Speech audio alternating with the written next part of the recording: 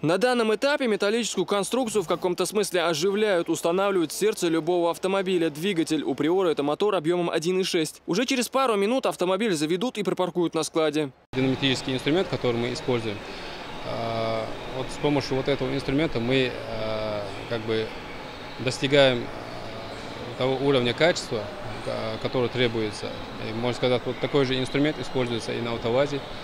Вот раньше наши автомобили подвергались критике, но за последние полгода ситуация изменилась кардинально.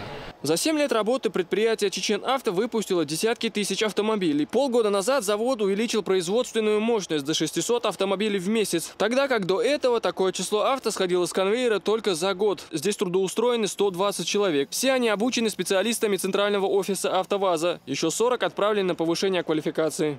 До конца этого года мы будем собирать и «Лада», «Приору» и «Грант».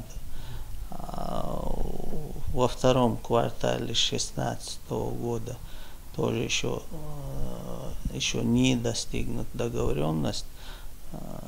Тоже ведем переговоры, чтобы дали разрешение на сборку новой модели «Лада Веста». В сборочный цех поступает всего лишь кузов, но после обхода всего конвейера он превращается в полноценный автомобиль. На это уходит чуть менее часа. На «Чечен-Авто» «Лада Приора» поступает именно в таком виде, просто сборный корпус в окрасе, но уже через 15 минут она приобретает свой истинный облик и становится настоящим товарищем своего хозяина. Асан Эльбукаев, Муслим Типаев, Зелимхан Закаев. Новости.